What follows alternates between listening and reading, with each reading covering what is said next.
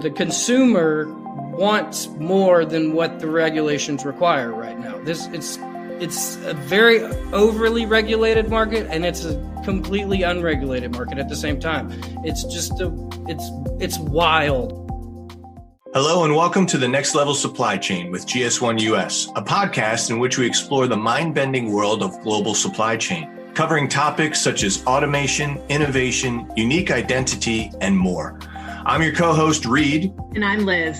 And welcome to the show. All right, we're getting ready for this show today. And we don't have our co-host, Liz Sertle, with us today. So it's a little bit different. It'll just be me, Reed, with you all today. But we have a great guest with Austin Brown, who's the founder of Tennecanna, which is Tennessee Cannabis.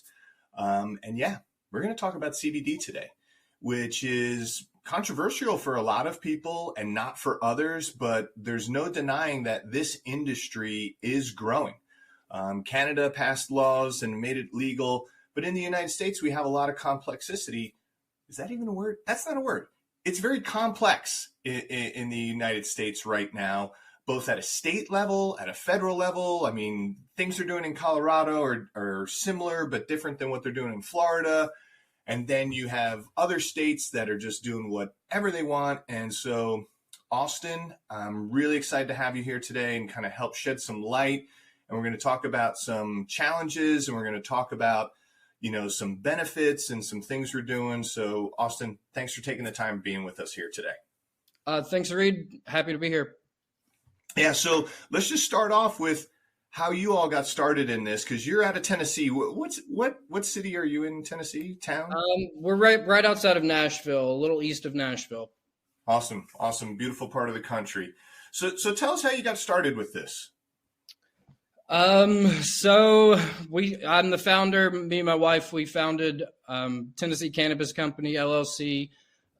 We wanted to grow the cannabis that the state of Tennessee allowed us to grow. And with the 2014 Farm Bill and the 2018 Farm Bill, hemp became a legal product to grow, legal agricultural commodity. And we've got, like you said, this beautiful land out here, and we wanted to grow some cannabis plants on a Tennessee hill.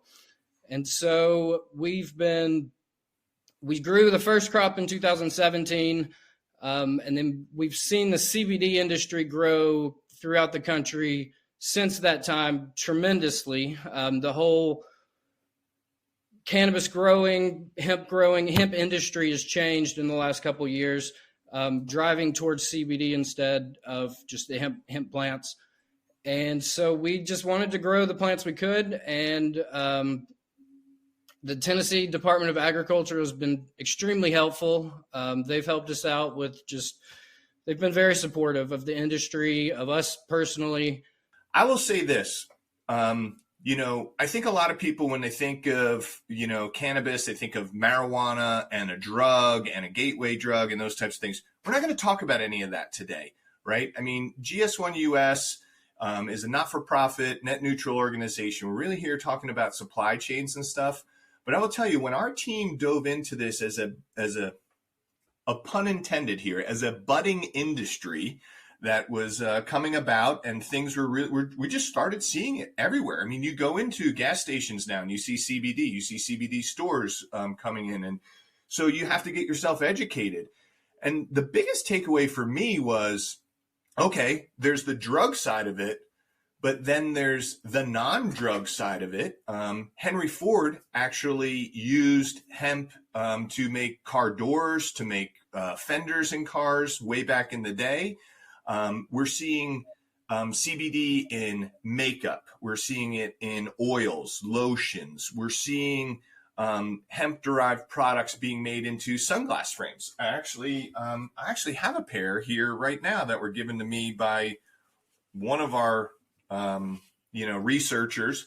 But I mean, really super cool pair of glasses. But the whole frames are made from hemp and keychains. So it's not like, oh, we're going to treat it like a pharmaceutical drug. Because, yes, there are aspects that are treated as a pharmaceutical drug. And it's my understanding that there's some CBD product in certain drugs for epilepsy that are run under the FDA, but then there's other areas the FDA they haven't caught up yet, right? So you mentioned what's legal in Tennessee because of the Farm Bill, but then each state is handling it a little bit differently. Is that what you're finding today? So does it make it hard to work across states?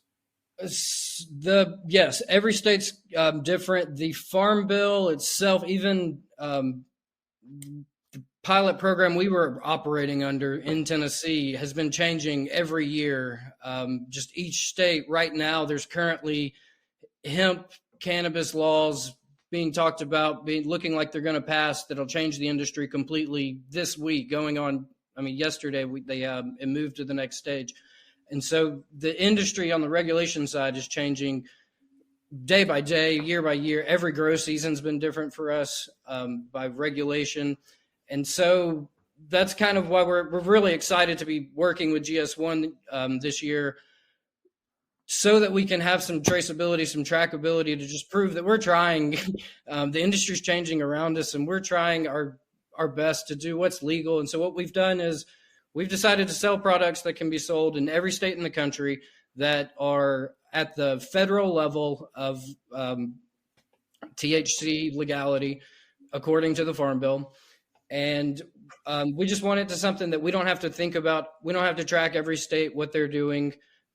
We do it at that level. Yeah, I mean, it is challenging with that. So I know we ran GS1 US on our innovation team. We run we sponsor a lot of hackathons to look at how we can do things better, right? And hackathons are done to either fix an immediate problem or to look at fixing a potential future problem. And I know we threw one out there around, cannabis and CBD and what we can do in that space and just kind of a what if. And I think if memory serves me correctly, that's how we actually came to know you. You applied into our hackathon because you were doing a Google search because you had lost some plants in your grow facility, because you have to track this stuff and you were looking for a better way to do it. Can you share that story with us a little bit? Yes, we won the hackathon, and we were so excited. Such an exciting project to work on, and we're going to be working on it this year. We're actually working on it now. We're doing a pilot program to kind of put the hackathon ideas into practice during this grow season. So we're just so excited about that. I found the hackathon. I was searching for the term hackathon. I was trying another project and just wanted to get some web development, some kind of development experience. And so I searched hackathon, and the first thing that popped up was the GS1 hemp hackathon. And I have a hemp company, so I had to check it out. And it looked to me like you were looking for an idea that I had, like you said, once I lost some plants one time.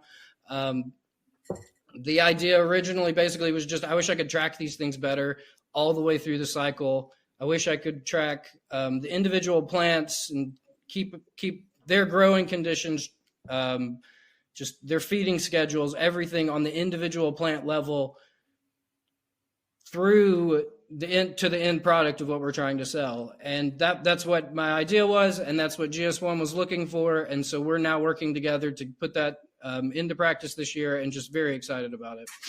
So let's talk about the pilot here just a little bit. So I know that you won the hackathon that we had, and congratulations on that. And then a byproduct of it is we do a lot of proof of concepts or pilots where, just as you said, we want to test out a theory and we want to do it in a small, quick way and test this out. What I've learned, and I'm not involved directly with this pilot in any way, shape, or form, but talking to the team, which was interesting to me is you're kind of doing a seed to sale tracking, right? Like from the seed to the time you plant it, all the way through its growth cycles, and then to the sale, tracking it, which is very similar to farm to fork, right? And so that's a whole in the food service, in grocery. We're doing some pilots around that. And so this is kind of very similar, but you kind of came upon it yourself with just doing your own research and realizing, hey, we can use a global trade item number and then a GIAI, which is a global identification asset, and start to move this. Because when I thought of it, I'm like, okay, you grow a seed. you water it, maybe some of those things, but there's more to it than that. You actually have to do testing along the way, and you have to do safety spot checks because, like food, it can go bad, it can get mold, it could get disease, and you kind of need to have your batch and lot information, right, as to what's growing, where it is in the growing cycle. Can you talk a little bit more about that? Absolutely. That's what we're really excited about is kind of to go with what we were talking about earlier, is just being able to track the cannabinoids. That's what we're growing. That's what the product we're selling is, cannabinoids, CBD. And the industry is broader throughout the country. And so the same standards will apply to different aspects of the market. But we are using GS1 standards to show that we, like you said earlier, these products are getting into makeup, into all these products. They're in the gas station. They just show up in the gas station. Where do they come from? I don't know. No one has any idea where they come from. We want to sell a product that has more of a history, a traceability that you can see where it came from. And so with GS1 standards, what we're trying to do is take the cannabinoids that come from the plants themselves, and then use the G10s as they move through the supply chain further down the value add cycle. Because we're not selling just plant material. We're trying to sell, and the industry's not just selling plant material. They're selling gummies, and they're selling oils and makeup and drinks, like you said. And so what we're able to do, and what we're trying to do with the pilot program, is to take the specific cannabinoids and all of that history of growing that they have, all of that stuff, information that we can attach to the plant through our cycle using GS1 standards, and just transfer that to the product to say this. The hope is that we can say we could possibly do it at an individual plant level, but to say the cannabinoids in this plant were growing in this location. They were under this sun. And so we're just hoping to add a traceability to the product, because right now, and even though we talked about regulations being left and right and all everywhere, the industry or the consumer wants more than what the regulations require right now. It's a very overly regulated market, and it's a completely unregulated market at the same time. It's just it's wild. Yeah, you're growing. You're forging new territory here. It's not just like, oh, well, it's going to be in the grocery store. Okay, but it's going to be in the cosmetic aisle. Okay, but it's going to be in the creams and lotions aisle. It's going to be in hair products. It's going to be in things that are inhaled, ingested, or worn.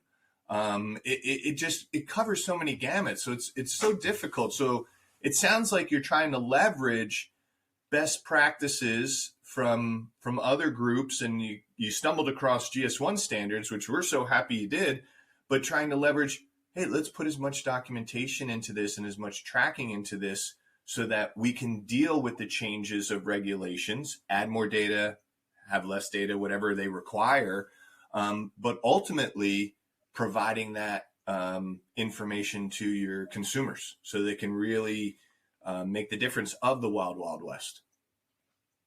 Yes. And so what we're hoping to do is use a digital link type idea, 2D barcode of some kind, because our product has to be, there's very specific percentage levels. And that's what we were talking about throughout the states. They have different percentage levels of THC that are legal in the state and in the country as a whole.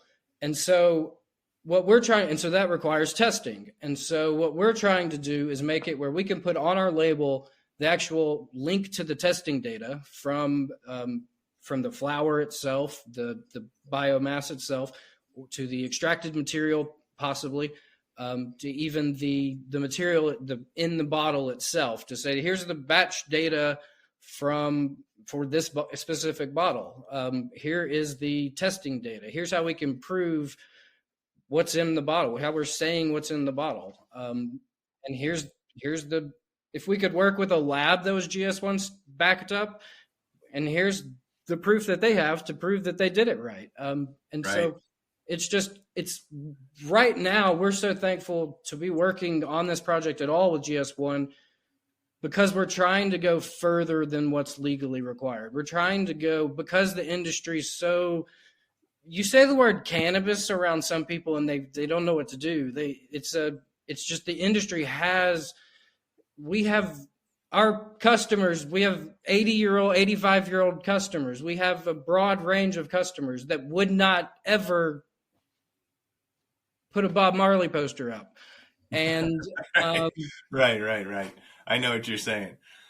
And so we want to give those people who are looking for something from this product, we want to give them as much information as we can, even if it's further past what's required. And we think even that the legislators will see that, and they'll see, hey, if this is how the industry is going to do itself, if this is how the direction of this industry is going to go, we're okay with that, because that's what I think we're giving what people are wanting, and we're able to give what people are wanting through these tracking standards that we're going to be using with GS1. And we're so excited.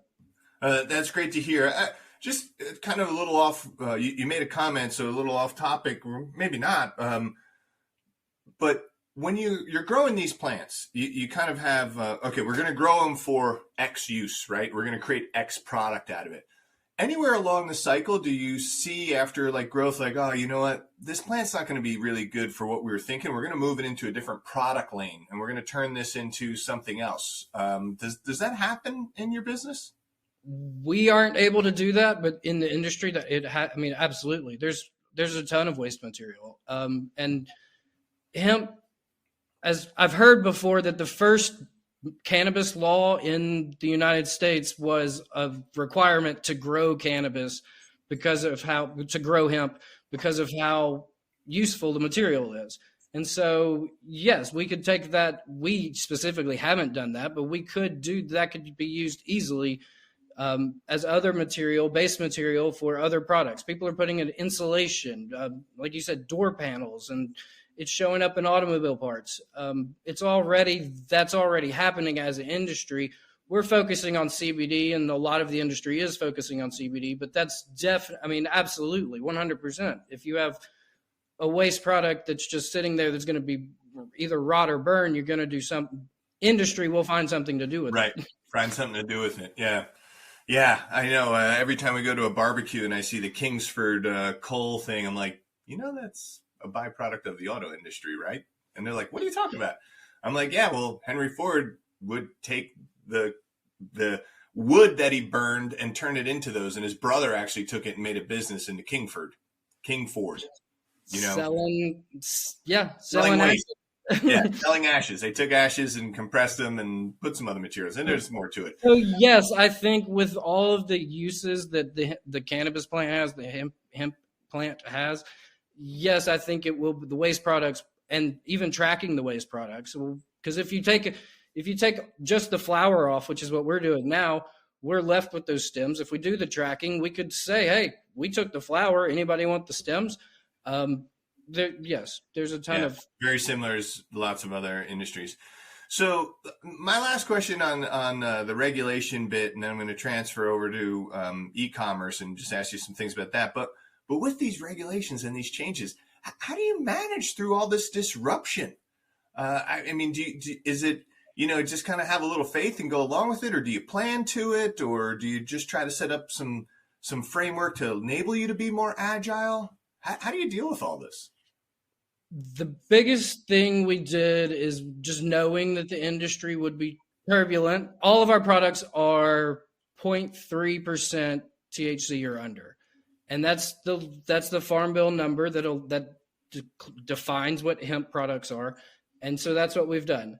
And we're just keeping an eye on everything and finding random things like a GS1 hackathon to plug ourselves into, to try to get out there, to saying yes to podcasts, to be talking to you, so that we can just talk about this product in a way that maybe isn't talked about in other avenues. Awesome. Awesome. All right. Let's transition gears here just a little bit. And let's talk about e-commerce because, you obviously have a website, you sell at some local stores and stuff. So just tell us a little bit about how you look at e-commerce. What are you hoping to offer your customers because of your learnings through the work you've been doing on your own and through the work you've been doing with us on the seed to sale tracking pilot that you've started? E-commerce is huge for us. Almost all of our sales are coming from our website. It gives us ownership, more equity in the products we sell. It's just a huge relief for that. We can take a small farm and go global. We can go global as a 2-acre farm, and that's the power of e-commerce. That's Yeah, it is. I often we say if we didn't have the internet and e-commerce, the world would be a much different place. We all know that, but especially with the pandemic we've just come through, e-commerce has enabled us to keep rolling, right? absolutely, yes. So we were able to not have a storefront, and in regards to what we are trying to offer our customers, we're trying to offer just a closer experience for these products that maybe people have had some bad experiences with in the past. I've heard of a lot of people. What does CBD do? I bought it from the gas station and didn't do anything for me. It just wasted $30. And so we're just trying to show, and we're able to show with the website and with social media, which is all part of e-commerce, just the story itself. We can show and with the pilot program that we're doing and that data that we're going to be collecting and sharing there, we can show the story of these products and in a confirmable way to where you can say, this is where it came from. I got to see. Yeah. I mean, just, you don't get that with many other products. Yeah, the track and trace that you're putting there, and we're seeing that in the food industry. People want more of it, right? Is it really organic, or is it just said to be organic? Where did it come from, and how can I confirm that, and those types of things. So, where do you see CBD going? What does the future look like in your opinion, and are there any major challenges ahead? If you would have asked me a week ago, I would have said synthetic cannabinoids. But Wow. now, just based on what's going on in Tennessee right now, there's, like I said yesterday, they are pushing forward bill to ban Delta 8, which is a kind of strange topic. But just there's a lot of hostility towards this industry. So I have no idea what the future looks like. We're going to keep doing what we're allowed to do at the limit of what we're allowed to do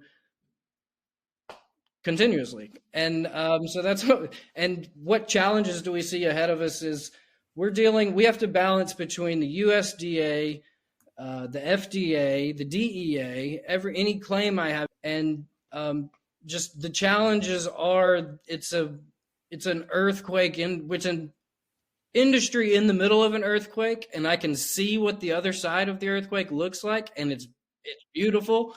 And